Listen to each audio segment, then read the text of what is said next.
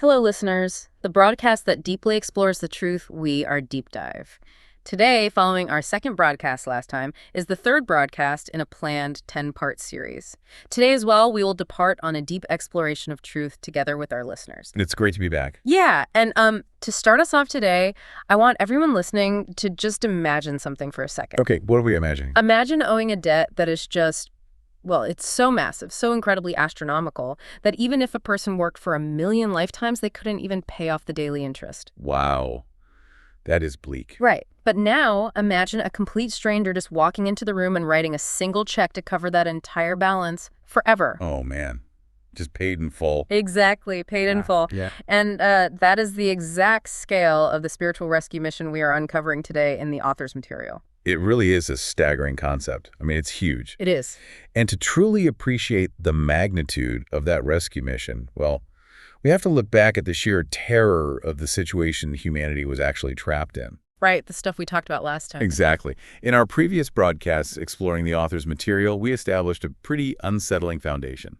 Unsettling is putting it mildly, I think. Fair enough. The broadcast material paints a picture of humanity bound by an inescapable destiny. Physical death. Yes, physical death, followed by an absolute, unavoidable judgment. And the root cause of this grim reality was identified very clearly as sin. Yeah, and that is exactly where our listeners might be feeling, an overwhelming sense of dread right now. Oh, understandably so. Because the definition of sin presented in the author's material is just not what modern society is comfortable with at all. No, not even close. It is not just about avoiding major crimes like, murder or theft. Right. The terrifying reality we unpacked is God's incredibly strict standard of sin. It's a standard of absolute perfection. Yeah. According to the author's logic, if someone harbors a hateful thought, it carries the exact same legal and spiritual weight as actually committing violence. A fleeting moment of jealousy, a hidden intention under this standard, it is judged identically to the physical act. And that's the part that is so hard to swallow. The author's material leaves absolutely zero room for human self-righteousness. Zero. I mean, under societal standard, a person can claim to be a quote-unquote good person by simply suppressing their dark thoughts and behaving politely in public. Right, as long as you don't act on it, society says you're fine. Exactly. But under God's standard, the internal landscape of the mind is entirely laid bare. Every hidden motive is visible.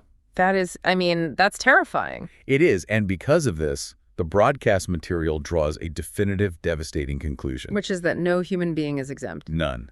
Every single person is completely bankrupt in the eyes of God's justice. Facing a judgment they cannot survive. Exactly. And completely devoid of the ability to save themselves. It is a state of total, suffocating powerlessness. For anyone listening today, the psychological weight of this must feel just unbearable. Oh, absolutely. To be told that the standard is perfection, and that falling short, even in thought, brings eternal consequences, it creates a situation where humanity is just waiting on death row. That's a really accurate way to frame it. But, and here's the good news, if the author's material stopped there, this series would be nothing but an exercise in despair. It would be a very short, very depressing series. Right. But that is the turning point of today's deep dive. The mission today is to explore the hope. The rescue plan. Yes. The broadcast material insists that God did not simply hand down this impossible standard and just leave humanity to drown. Right. There is a rescue plan, an ultimate, permanent solution to this deeply embedded disease of sin. But, to understand the cure, we must first look at the medical history, so to speak. Oh, I like that, the medical history. Yeah. The author's logic meticulously details a system that got established long before the final cure was revealed. Okay. It was a temporary treatment plan designed specifically to show humanity the terminal severity of their spiritual disease. Ah, so they had to know how sick they were first. Exactly. And this brings us directly to the Old Testament, specifically the formation of the nation of Israel and the institution of the sacrificial system. Ah, right. The Old Testament is filled with these intricate, often really visceral accounts of animal sacrifices. Very visceral. For modern listeners, reading through those texts can feel really jarring. I mean, it is a constant cycle of altars, priests, and the taking of life. Well, it was intended to be jarring. Really? Oh, definitely. The author's material highlights a core spiritual mechanism established in the Old Testament, which is this. Without the shedding of blood, there is no forgiveness of sins. Wow, that's intense. It is a foundational, unbending rule of God's justice as presented in the texts. Because the penalty for sin is death. Exactly. Because the penalty is death, the only acceptable payment to satisfy that justice is life. Okay, I'm following. So in the Old Testament system, a temporary substitute was permitted. A flawless animal was brought forward, the sins of the person were symbolically transferred to it, and the animal's blood was shed. And its death temporarily covered the human's debt. Right. Temporarily. Wait a minute, expert. Sure. Looking at this Old Testament system of constantly sacrificing animals just to get through the day, there is a very modern reality that perfectly mirrors this exhausting cycle. Oh, what's that? Well, for everyone listening, I want you to think about a smartphone with a completely ruined, chemically degraded internal battery. Oh, we've all been there. Right. It cannot hold a charge on its own for more than a few seconds. A degraded battery. Okay. Let us break down how that maps onto the author's logic. So if a person cannot let that phone die under any circumstances, the only option is to constantly plug it into a cheap external power bank. Yep, carrying the cord everywhere. Exactly. They plug it in, the screen lights up, the phone gets maybe 1% of battery life, and they can make a quick call. Just enough to survive. Right. But the moment it is unplugged, the phone immediately starts dying again because the internal battery is still fundamentally broken. It hasn't been fixed. No. So they have to plug it into another temporary power bank over and over, day after day. It's exhausting. It is an exhausting, anxiety-inducing way to live, and the most crucial point is this. No matter how many temporary power banks are used, they never actually fix the broken battery inside the phone. Wow. Yes. This Old Testament animal sacrifice system feels exactly like that. It is a relentless plugging in of a temporary power source just to survive the day, while the core human condition remains deeply broken. That's right. Yeah. The exhaustion built into that analogy perfectly captures the author's analysis of the Old Testament system. It just seems so heavy. It was. The animal sacrifices were never designed to be a permanent cure. They were a temporary cover. Just a power bank. Exactly. Every time an Israelite had to bring an animal to the altar, they were forced to confront a brutal reality. The reality of, my sin causes death. My spiritual state is so fractured, so deeply flawed, that it requires constant violent intervention just to maintain my standing before God. Oh, man. That is a hard truth to face every single day. It was a diagnostic tool, constantly reminding them of the gravity of God's standard. The sheer repetition of it must have been mentally and spiritually crushing. Absolutely crushing. To know that the sacrifice offered in the morning would need to be repeated because by evening, human nature would inevitably lead to more sin. Right, whether in thought, word, or deed. Yeah, the temporary power bank is running out of juice the second it gets plugged in. And that crushing realization was precisely the point. Oh, really? Yes. The author's material suggests that humanity needed to reach a point of absolute exhaustion with their own inability to maintain holiness. They had to realize they couldn't do it themselves. Right. They needed to realize that the temporary system was fundamentally insufficient. Because animal blood is just, well, it's just an animal. Exactly. The blood of an animal, which does not possess a moral conscience or eternal value, could never permanently wash away the moral failures of a human being. It could only defer the judgment. Defer it, yes. Humanity desperately needed a permanent battery replacement. An upgrade. They needed an ultimate upgrade that would shatter the cycle of temporary fixes. Okay, so if the system of the Old Testament was designed to be a temporary, exhausting stopgap, then the broadcast material must point to a long-term plan. It does. Because God wouldn't establish a temporary system without a permanent solution already in motion, right? Precisely. And this is where the author's logic shifts from the mechanics of sacrifice to the grand narrative of prophecy. Oh, prophecy, okay. Yeah. The Old Testament was not merely a ledger of rules and bloody rituals. Right. It was, at its core, a massive, centuries-long prophetic countdown. A countdown to what? To the Messiah. Woven into the laws, the poetry, and the historical accounts was a sustained promise. God was making a promise. Yes. God was declaring that a Messiah would come, an ultimate rescuer, who would permanently dismantle the barrier of sin and open an eternal path of salvation. So while the Israelites were plugging in those temporary power banks day after day, year after year, the Old Testament was essentially an ongoing announcement from the manufacturer saying, the permanent replacement battery is in development. It is coming. Exactly. That is a perfect way to look at it. And the author's material places immense weight on the historical reality of this promise being kept. Historical reality, so not just a myth. Not at all. This isn't framed as a mythological concept occurring in some ethereal realm. Okay.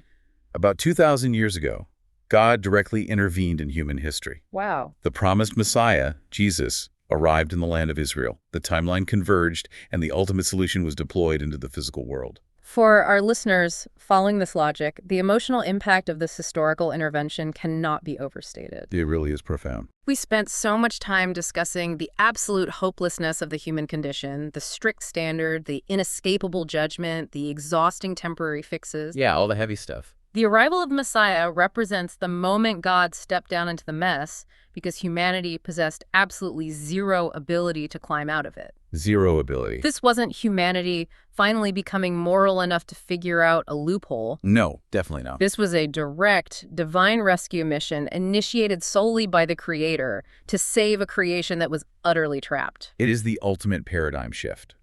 But, establishing that the Messiah arrived is really only the first step. What's the next step?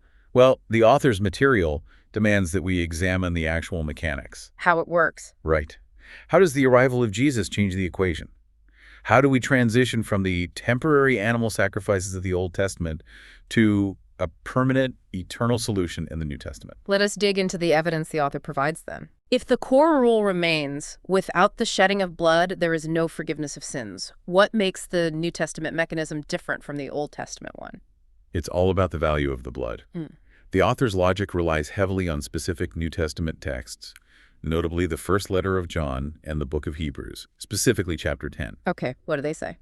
The fundamental shift is the transition from the blood of an animal, which is finite, involuntary, and morally neutral, Right. to the blood of the Son of God, Jesus. Wow, that's a massive shift. It is. The broadcast material highlights the text from 1 John, which declares that the blood of Jesus cleanses from all sin. All of it, not just a temporary cover. Exactly. The scope expands from a temporary covering of yesterday's specific sins to a comprehensive, total cleansing. The book of Hebrews is cited heavily in the author's material regarding this contrast, right? How does it break down the difference between the two systems?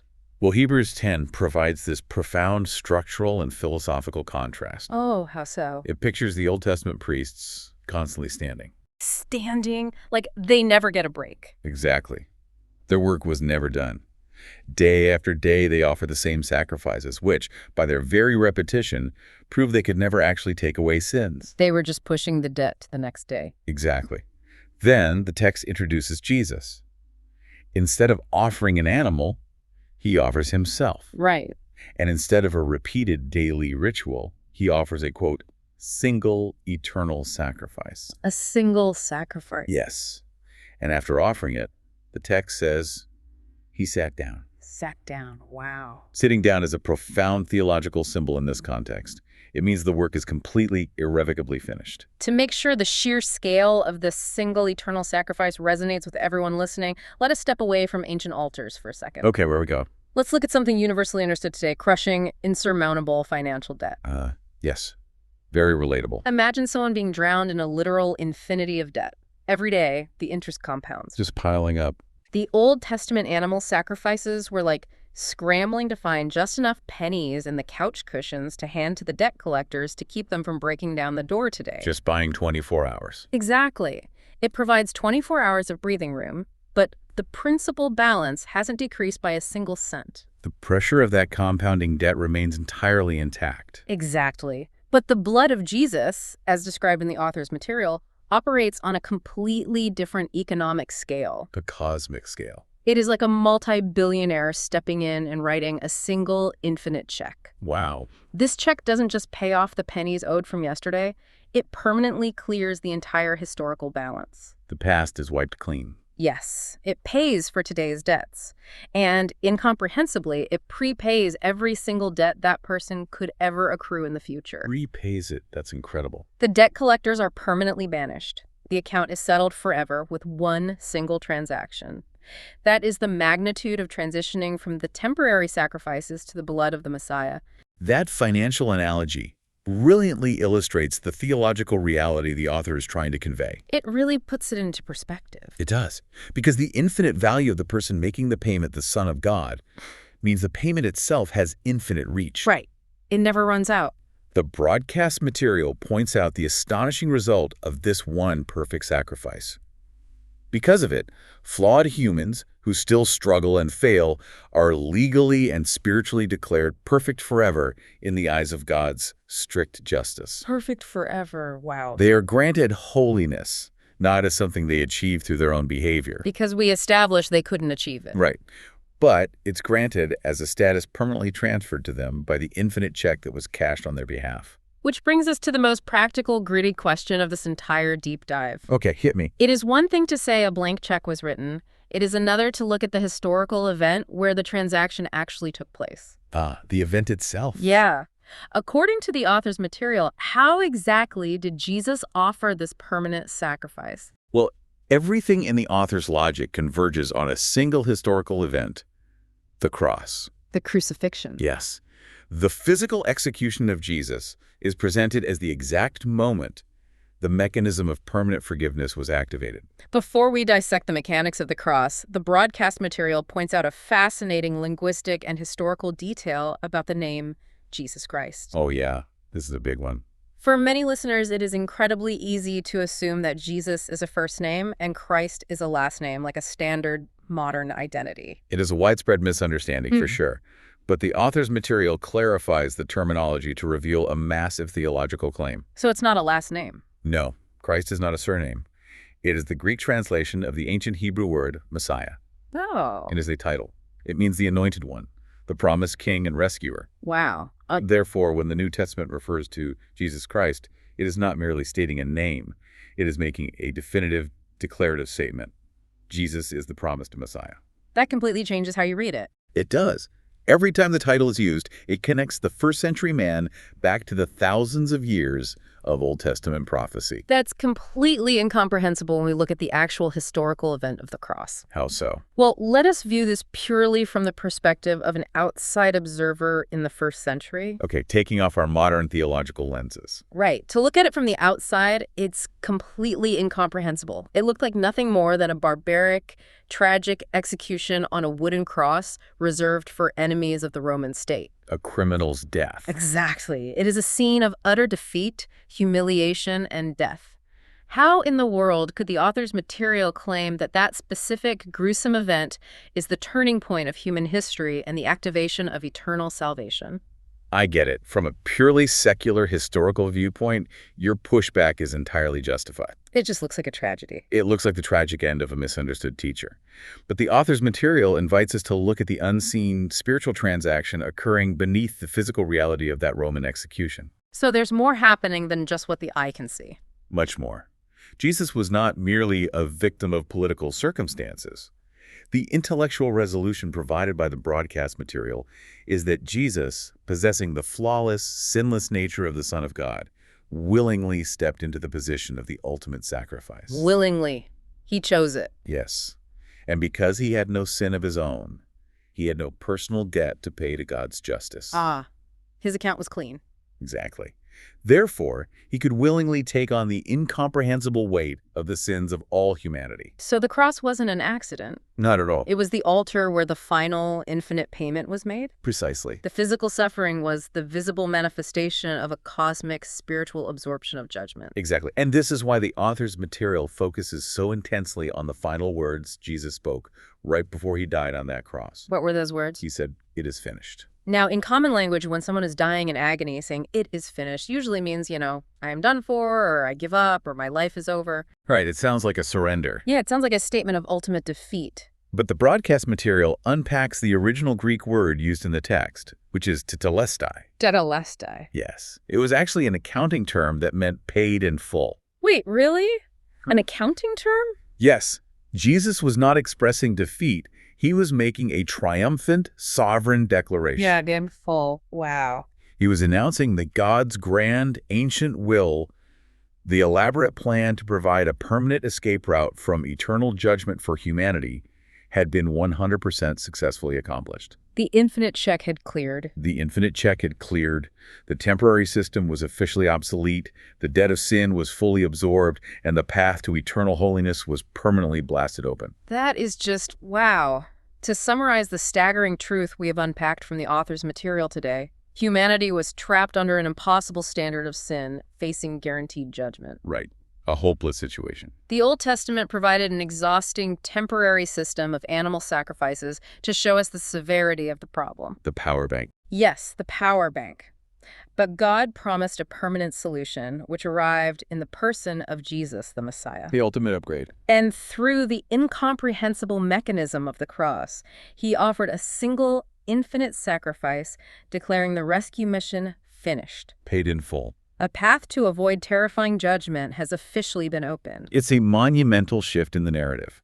However, the author's material leaves us standing on the edge of a massive intellectual cliffhanger. Yes, it definitely does. Because while we understand the macro-level concept of the rescue mission, the micro-level application remains a huge mystery. Right. The burning question that any logical listener must be asking right now is how? How does it actually work? Exactly.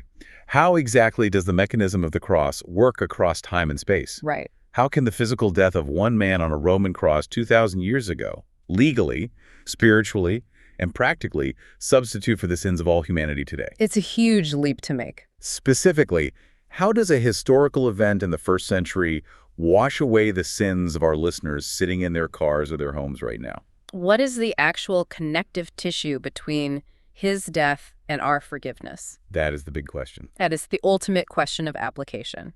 And I can confirm for our listeners that this exact detailed mechanism, the specific way that 2,000-year-old sacrifice applies directly to everyone today, will be the sole focus of the next 2 broadcasts in this series. We are going to get into the really deep details. We are going to dissect the spiritual physics of how that infinite check actually gets deposited into a human soul. I can't wait for that discussion. Me neither. But before we close today's deep dive, I want to leave everyone listening with something deeply personal to mull over. Okay.